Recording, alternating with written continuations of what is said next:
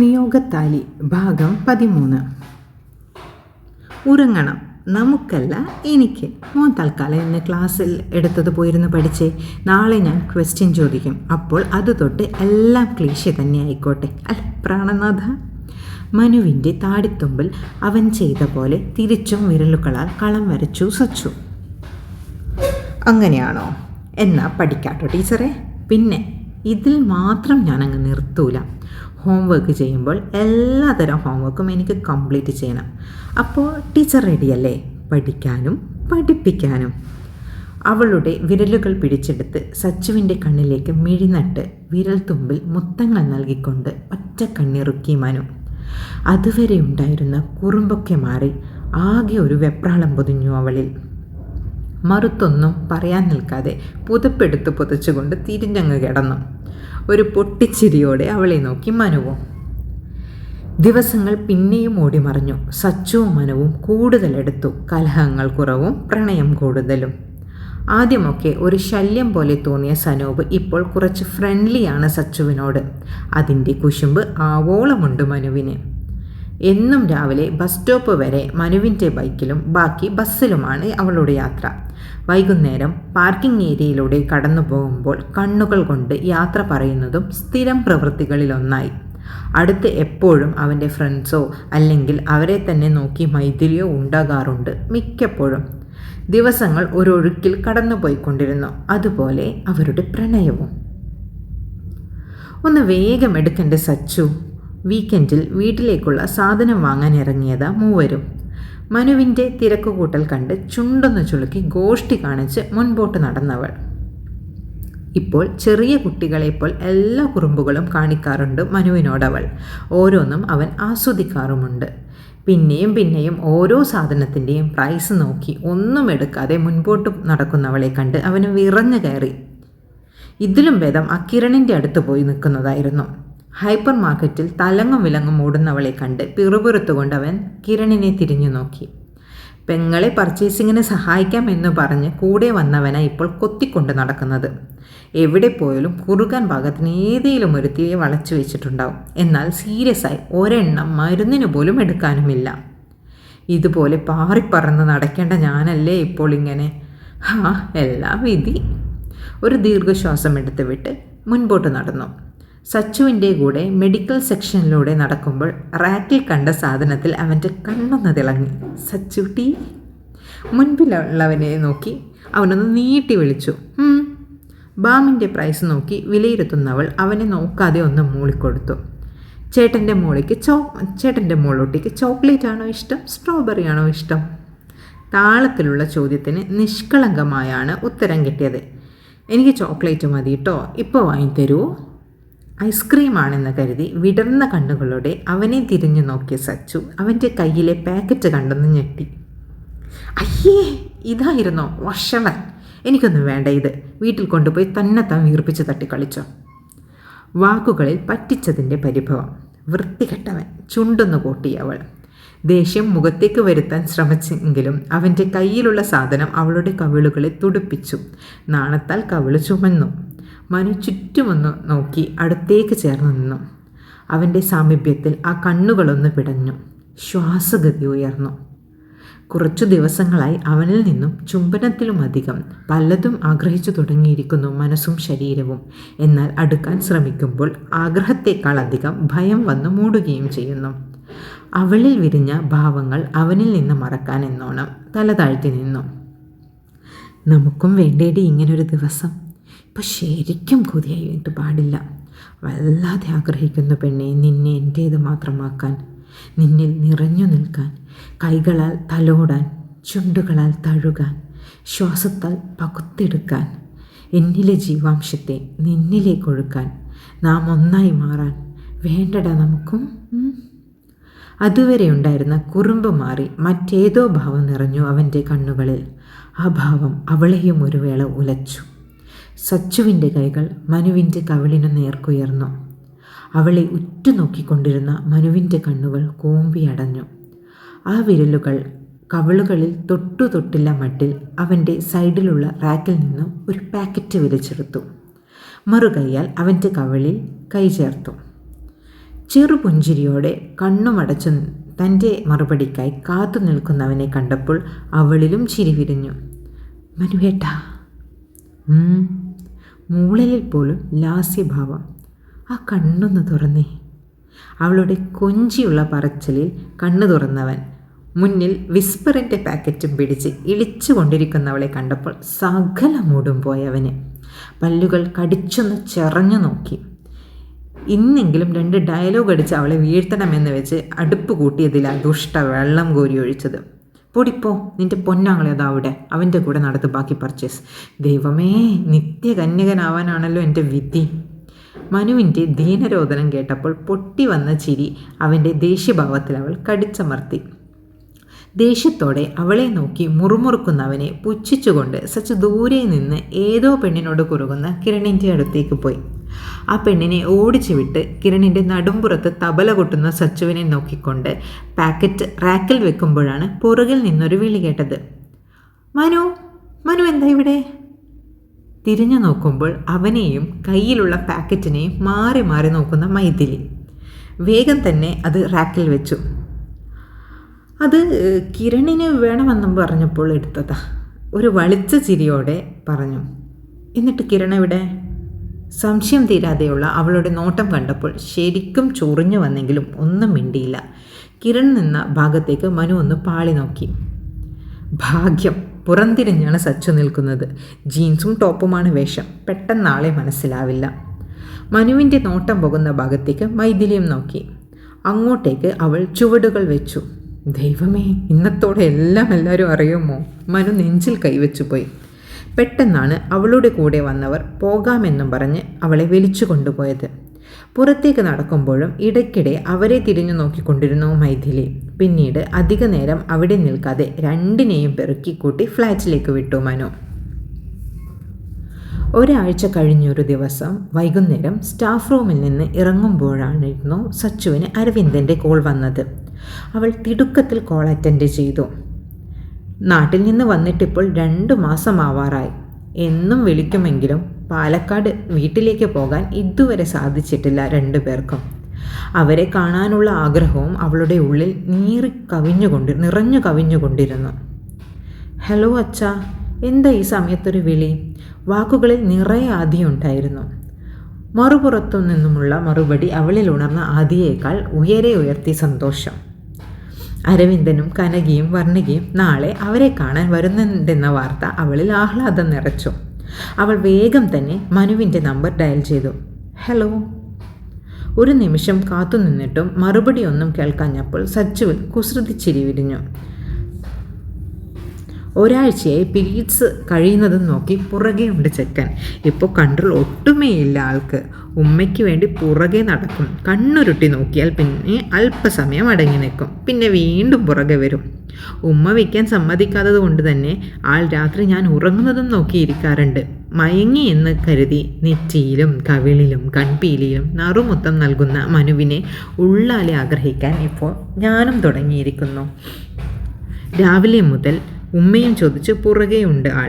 പക്ഷേ കഴിഞ്ഞ ആഴ്ച ആഗ്രഹം തുറന്നു പറഞ്ഞ ആൾ ഒരു ഉമ്മയിലൊന്നും ഇനി നിർത്തില്ല എന്നറിയുന്നത് കൊണ്ട് തന്നെ രാവിലെ മുതലേ ആളെ മൈൻഡ് ചെയ്തില്ല. പിണക്കമാണോടാ കുഞ്ഞൂസേ? മൗനം മാത്രമായിരുന്നു മറുപടി. ഉമ്മ തന്ന പിണക്കം മാറുമോ? വേണേ ലിപ് ലോക്ക് തരാട്ടോ ഞാൻ. അതോ വേറെ എന്തേലും വേണോ എൻ്റെ പൊന്നിനെ? കഴിഞ്ഞ ആഴ്ച പറഞ്ഞ പോലെ ഒന്നിച്ച് ഒരു പുതപ്പിനുള്ളിൽ വേണോടാ കുട്ടാ? അത് കേൾക്കുമ്പോഴുള്ള മനുവിൻ്റെ ഭാവമോർത്ത് ചിരി പൊട്ടി. ഹലോ, കേൾക്കുന്നില്ലേ? ഹലോ, ഒന്ന് മിണ്ടൂന്നേ. കുയ് ഹലോ മാ പറഞ്ഞു മുൻപേ തിരിച്ചു കേട്ട പെൺശബ്ദത്തിൽ അവളൊന്ന് ഞെട്ടി. ഡി എങ്ങോട്ടാടി നീ പറഞ്ഞു പോകുന്നത്? ഉളുപ്പുണ്ടോടി ഒരാണിനോട് ഇങ്ങനെ പറയാൻ? ആണുങ്ങളെ വളച്ചെടുക്കാൻ ഓരോന്ന് ഇറങ്ങിക്കോളും. അവന് ആവശ്യമുള്ളത് കൊടുക്കാൻ ഇവിടെ ഞാനുണ്ട്, ഈ മൈഥിലി. പുറത്തുനിന്ന് തൽക്കാലം വേറെ ആളെ എടുക്കുന്നില്ല. 2 വർഷമായി ഉള്ളിൽ കൊണ്ട് നടക്കുന്നവനെ വിട്ടുതരാൻ മാത്രം മഹതിയൊന്നുമല്ല ഞാൻ. ഇനി മേലാൽ ഈ ഫോണിലേക്ക് വിളിച്ചു പോരുത്. വിളിച്ചാൽ പിന്നെ നീ ജീവനോടെ ഉണ്ടാവില്ല, ഓർത്ത് വെച്ചോ. കാൾ കട്ടായപ്പോഴേക്കും കേട്ട വാക്കുകളിൽ സ്തംഭിച്ചു നിൽക്കുമായിരുന്നു സച്ചു. മൈഥിലി, അവളാണോ മനുവിൻ്റെ പ്രണയം? വിവാഹത്തിന് മുൻപ് തന്നോട് പറഞ്ഞ അവൻ്റെ പ്രണയം മൈഥിലിയാണോ? തിരിച്ചുള്ള വരവിൽ മനസ്സാകെ നീറിപ്പുകഞ്ഞു സച്ചുവിന്. എങ്ങനെയെങ്കിലും വീട്ടിലേക്ക് എത്തിയാൽ മതി എന്ന ചിന്തയിൽ ബസ് സ്റ്റോപ്പിലേക്ക് കാലുകൾ വലിച്ചു നടന്നു. എത്ര തന്നെ വേഗത്തിൽ നടക്കാൻ ശ്രമിച്ചിട്ടും കാലുകൾക്ക് ബലമില്ലാത്തപ്പോൾ കുഴഞ്ഞു പോകുന്നു. നെഞ്ചിലെ വേദന ഓരോ നിമിഷവും കൂടി വരുന്നുണ്ട്. അതിൻ്റെ ഫലമെന്നോണം കണ്ണുകളിൽ എത്ര അടക്കി വെച്ചിട്ടും നീർ പൊഴിഞ്ഞു തുടങ്ങി. വഴിയിലൂടെ കടന്നു പോകുന്ന വിദ്യാർത്ഥികളും സഹപ്രവർത്തകരും കാണാതിരിക്കാൻ തല താഴ്ത്തി ചുവടുകൾ വെച്ചവൾ. ബസ് സ്റ്റോപ്പിൽ എത്തുമ്പോഴേക്കും അവളുടെ ബസ് വന്നിരുന്നു. കയറുമ്പോൾ തന്നെ സീറ്റ് കിട്ടി. വിൻഡോ സീറ്റിലിരുന്ന് കണ്ണുകൾ അടയ്ക്കുമ്പോഴും മനസ്സിൽ മൈഥിലിയും മനുവും തന്നെയായിരുന്നു. പലപ്പോഴും വൈകുന്നേരമുള്ള മൈഥിലിയുടെ പ്രസൻസ് പലവട്ടം ശ്രദ്ധിച്ചിട്ടുണ്ട്. പക്ഷേ അതൊരിക്കലും മനുവിന് വേണ്ടി ഉള്ളതാണെന്ന് കരുതിയില്ല. 1-2 വട്ടം മനുവിനോടത് സൂചിപ്പിച്ചപ്പോൾ അത് ശ്രദ്ധിക്കാതെ ഒഴിഞ്ഞു മാറി സംസാരിച്ചപ്പോഴും അവനെ സംശയിച്ചിരുന്നില്ല. പക്ഷേ ഇപ്പോൾ തോന്നുന്നു അവനും എല്ലാം അറിയാമെന്ന്. വിവാഹത്തിനു മുൻപും ആദ്യ നാളുകളിലും അവൻ തുറന്നു പറഞ്ഞ അവൻ്റെ പ്രണയം മൈഥിലി ആയിരിക്കണം. അല്ല, ആണെന്നിപ്പോൾ തോന്നുന്നു. പക്ഷേ പിന്നീട് പരസ്പരം അടുത്ത ശേഷം ഒരിക്കൽ പോലും അവൻ പഴയ പ്രണയത്തെ ഓർക്കുന്നതായി തോന്നിയിട്ടില്ല. തന്നോട് അടുത്തിടപഴകുമ്പോൾ ആ കണ്ണിൽ കണ്ടത് പ്രണയം തന്നെ ആയിരുന്നില്ലേ? അടക്കാനാവാത്ത പ്രണയം. അപ്പോൾ മൈഥിലിയോ? ഇപ്പോഴും പാർക്കിംഗ് ഏരിയയിൽ കണ്ണോട് കണ്ണ് കൈമാറുന്ന അവരുടെ പ്രണയമോ? എന്നും ക്ലാസ്സിനിടയിൽ തിരിഞ്ഞു നോക്കുന്ന മൈഥിലിയും നറുപുഞ്ചിരി നൽകുന്ന മനുവുമോ? ലാസ്റ്റ് സസ്പെൻഷൻ വാങ്ങിയതുപോലും മൈഥിലിയുടെ കയ്യിൽ കയറി പിടിച്ചവനെ പഞ്ഞിക്കിട്ടതിനാണ്. അന്ന് പക്ഷേ സനൂപ് സാറ് പറഞ്ഞപ്പോൾ അത് മനുവിൻ്റെ വീരസാഹസിക കഥകളിൽ ഒരു ഏട് മാത്രമായാണ് കണ്ടത്. പക്ഷേ അത് മനു തൻ്റെ പ്രണയിനിയോടുള്ള പ്രണയം പ്രകടിപ്പിച്ചതായിരിക്കുമോ? അപ്പോൾ ഞാനോ? എന്നോടിപ്പോൾ കാണിക്കുന്ന അടുപ്പമോ? അവനുള്ളിൽ എനിക്കുള്ള സ്ഥാനമോ? അറിയില്ല, ഒന്നും അറിയില്ല. ഏതാണ് സത്യമെന്ന്, എന്താണ് യാഥാർത്ഥ്യമെന്ന് ഒന്നും തിരിച്ചറിയാനാകുന്നില്ല. അവനെ പ്രാണനെ പോലെ കാണുന്ന മനസ്സുണ്ടെനിക്ക്. ഇന്ന് എന്നിലേക്ക് എന്നെ തന്നെ പൂർണ്ണമായി സമർപ്പിക്കാൻ തയ്യാറായൊരു ഹൃദയമുണ്ടെനിക്ക്. ഇനി മുൻപോട്ട് എന്തെന്നറിയാതെ പതറിപ്പോകുന്നു. ചിന്തിക്കും തോറും ചിലന്തി വലയിൽ പെട്ട പോലെ മനസ്സ് കുടുങ്ങിക്കിടക്കുകയാണ്. ചുരിദാറിനുള്ളിൽ നിന്നും താലിമാല വലിച്ചു കൈവിരലുകളാൽ തഴുകി. ഇതിനിപ്പോൾ എൻ്റെ പ്രാണൻ്റെ വിലയുണ്ട്. ഇത് ഒരിക്കലും നഷ്ടമാക്കാൻ ശ്രമിക്കില്ല. അങ്ങനെയൊന്ന് തൻ്റെ ജീവിതത്തിൽ നടക്കാൻ ഒട്ടും അനുവദിക്കുകയുമില്ല. മനുവിനോട് എല്ലാം ഇന്ന് തന്നെ തുറന്ന് സംസാരിക്കണം. മുൻപോട്ടുള്ള ജീവിതത്തിൽ മൈഥിലി ഒരു കരടായി മനസ്സിലുണ്ടാവാൻ പാടില്ല. മനുവിൻ്റെ മനസ്സിൽ താനുണ്ട്, അത് ഉറപ്പാണ്. പക്ഷേ അവൻ എനിക്ക് മോഹങ്ങൾ തരുന്ന പോലെ അവൾക്കും മോഹങ്ങൾ കൊടുക്കുന്നുണ്ടോ എന്ന് മാത്രമാണ് അറിയേണ്ടത്. മനുവിൻ്റെ ഫോൺ അവളുടെ കയ്യിൽ ഉണ്ടാകണമെങ്കിൽ, ഇത്ര ധൈര്യത്തിൽ ആ കോൾ അറ്റൻഡ് ചെയ്യണമെങ്കിൽ അവർ തമ്മിൽ ഉറപ്പായും അടുപ്പമുണ്ടായിരിക്കും. മനു ഒരേ സമയം 2 പെൺകുട്ടികളുടെ മനസ്സ് വെച്ചാണ് കളിക്കുന്നതെങ്കിൽ അതിനുള്ള ശിക്ഷയും അവന് തന്നെ വിധിക്കും. സച്ചു കണ്ണുകൾ മുറുക്കി അടച്ചു. 2 കണ്ണുകളിൽ നിന്നും നീർത്തുള്ളികൾ താഴേക്ക് പതിച്ചുകൊണ്ടിരുന്നു. ബസ് ഇറങ്ങി ഫ്ലാറ്റിലേക്ക് നടക്കുമ്പോൾ മനസ്സിൻ്റെ വേദനയേക്കാൾ കഠിനമായി തലവേദനിക്കുന്നുണ്ടായിരുന്നു അവൾക്ക്. ഫ്ലാറ്റ് ഡോറിനടുത്തേക്ക് നടക്കുമ്പോഴാണ് തൊട്ടപ്പുറത്തെ ഫ്ലാറ്റിലെ ലച്ചുമ്മയെ കണ്ടത്. വാടിയ ചിര നൽകി ഡോർ തുറക്കാൻ നോക്കുമ്പോഴേക്കും ആളുടെ പിടി കയ്യിൽ വീണു. എന്താ മോളെ, തീരെ വയ്യേ നിനക്ക്? കണ്ണൊക്കെ ചുവന്ന് കലങ്ങിയിരിക്കുന്നുണ്ടല്ലോ. എന്ത് പറ്റി? കരഞ്ഞോ എൻ്റെ മോള്? വെപ്രാളത്തോടെ സച്ചുവിൻ്റെ നെറ്റിയിൽ കൈവച്ച് ചൂടൊക്കെ നോക്കുന്നുണ്ട്. ചെറു ചൂടുണ്ടല്ലോ മോളെ, ഇങ്ങ് വാ, അമ്മമ്മ ചുക്ക് കാപ്പി ഇട്ട് തരാം. അത് കുടിക്കുമ്പോഴേക്ക് ക്ഷീണമൊക്കെ അങ്ങ് മാറിക്കോളും. ലച്ചുമ്മയോട് മറുത്തൊന്നും പറയാൻ പോലുമുള്ള ശേഷിയില്ലായിരുന്നു അന്നേരം അവൾക്ക്. മനസ്സ് പോലെ തന്നെ ശരീരവും തളർന്നു തുടങ്ങിയിരിക്കുന്നു. സച്ചുവിനെ സോഫയിലേക്കിരുത്തി അവർ കാപ്പി ഉണ്ടാക്കാനായി പോയി. സച്ചു ബാഗിൽ നിന്ന് ഫോൺ എടുത്തു നോക്കി. മനുവിൻ്റെ മിസ് കോളെങ്കിലും അവൾ പ്രതീക്ഷിച്ചിരുന്നു. ഒന്നും കാണാതായപ്പോൾ വേദനയുടെ ആഴം വീണ്ടും കൂടി. അവനോട് സംസാരിച്ച് എല്ലാം ക്ലിയർ ചെയ്താലേ ഈ വേദന നിൽക്കൂ എന്നവൾക്ക് തോന്നി. കൈകൾ വീണ്ടും മനുവിൻ്റെ നമ്പറിലേക്ക് ചലിച്ചു. സ്വിച്ച് ഓഫ് എന്ന മറുപടി ഉള്ളാകെ കിലുക്കി. ക്ലോക്കിലേക്ക് നോക്കിയപ്പോൾ 5 മണി കഴിഞ്ഞിരിക്കുന്നു. ഇപ്പോൾ ഈവനിങ് ഓഫീസിൽ മനുവിൻ്റെ വർക്കിംഗ് ടൈമാണ്. അവൾ ഓഫീസ് നമ്പറിലേക്ക് കോൾ ചെയ്തു. ഹലോ ഹലോ അങ്കിൾ, സച്ചുവാ? മറുപുറത്ത് നിന്ന് കൃഷ്ണൻ്റെ ശബ്ദം കേട്ടപ്പോൾ അവൾ സംസാരിച്ചു തുടങ്ങി. പറ മോളെ. മനുവേട്ടനൊന്ന് ഫോൺ കൊടുക്കാവോ? വിളിച്ചിട്ട് കിട്ടണില്ല, സ്വിച്ച് ഓഫ് ആണെന്ന് തോന്നുന്നു. മനുവിനോട് വേഗം വീട്ടിലേക്ക് വരാൻ പറയാമെന്ന് കരുതിയവൾ. മോൻ ഇന്ന് വരില്ലെന്ന് കുറച്ച് മുൻപേ വിളിച്ച് പറഞ്ഞിരുന്നല്ലോ മോളെ. ഇന്ന് എന്തോ അർജൻറ്റ് പേഴ്സണൽ മീറ്റിങ്ങോ മറ്റോ ഉണ്ടെന്നാണ് പറഞ്ഞത്. എന്തെങ്കിലും അത്യാവശ്യമാണോ മോളെ? ഞാൻ വെറുതെ വിളിച്ചതാ. എന്നാൽ ശരി അങ്കിൾ. കോൾ കട്ട് ചെയ്ത് കിരണിൻ്റെ നമ്പറിലേക്ക് വിളിച്ചവൾ. ഫുൾ റിങ് ചെയ്തിട്ടും അറ്റൻഡ് ചെയ്തില്ല. അതോടെ അവളുടെ കൈകൾ വിറച്ചു തുടങ്ങി. ചിന്തകൾ ഓരോ നിമിഷവും വലിഞ്ഞു മുറുകിക്കൊണ്ടിരുന്നു അവൾക്ക്. മനു എങ്ങോട്ടായിരിക്കും ഫോൺ സ്വിച്ച് ഓഫ് ചെയ്ത് പോയിട്ടുണ്ടാകുക? പേഴ്സണൽ മീറ്റിംഗ് എന്ന് പറയുമ്പോൾ മൈഥിലിയുടെ കൂടെ ആയിരിക്കുമോ? ഈ കിരൺ എന്താ കോൾ അറ്റൻഡ് ചെയ്യാതെ? ഇനി അവനുമെല്ലാം അറിയുമോ? തല വെട്ടിപ്പൊളിയുന്ന പോലെ തോന്നി അവൾക്ക്. ഇരു കൈയാലും തല താങ്ങിപ്പിടിച്ചു. മോളെ, ഇതങ്ങ് കുടിച്ചേ, തലവേദനയും പനിയുമൊക്കെ പെട്ടെന്നങ്ങ് മാറും. ലച്ചുമ്മയുടെ ശബ്ദമാണ് സച്ചുവിനെ ചിന്തകളിൽ നിന്നുണർത്തിയത്. വാടിയ ചിരി നൽകിക്കൊണ്ട് കാപ്പി വാങ്ങി കുടിച്ചു. കലങ്ങി മറിഞ്ഞ കണ്ണുകൾ കണ്ടപ്പോൾ ലച്ചുമ്മ ഒന്നുകൂടെ അവളുടെ നെറ്റിയിൽ കൈ ചേർത്തു. ചൂട് നല്ലോണം ഉയർന്നല്ലോ മോളെ, അമ്മമ്മ ടാബ്ലറ്റ് തരാം, അതും കഴിച്ച് മോളൊന്നുറങ്ങ്. എഴുന്നേൽക്കുമ്പോഴേക്കും എല്ലാം ഭേദമാവും. മനുവിനെ ഒന്ന് വിളിച്ച് പറഞ്ഞേക്കിട്ടോ. വിളിച്ചു നോക്കി. ആളുടെ ഫോൺ സ്വിച്ച് ഓഫ് ആണ് അമ്മമ്മേ. പറയുമ്പോൾ കണ്ണുകൾ നിറഞ്ഞു തുടങ്ങിയിരുന്നു. സാരില്ല, വിഷമിക്കണ്ട കേട്ടോ.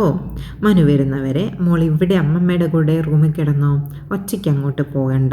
പെട്ടെന്ന് എന്തേലും വയ്യായിക വന്നാലോ. വാ, അവിടെ കിടത്തിത്തരാം. സച്ചുവിനെ പതിയെ എഴുന്നേൽപ്പിച്ച് റൂമിൽ കൊണ്ടുപോയി കിടത്തി ടാബ്ലറ്റും കൊടുത്തു അവർ.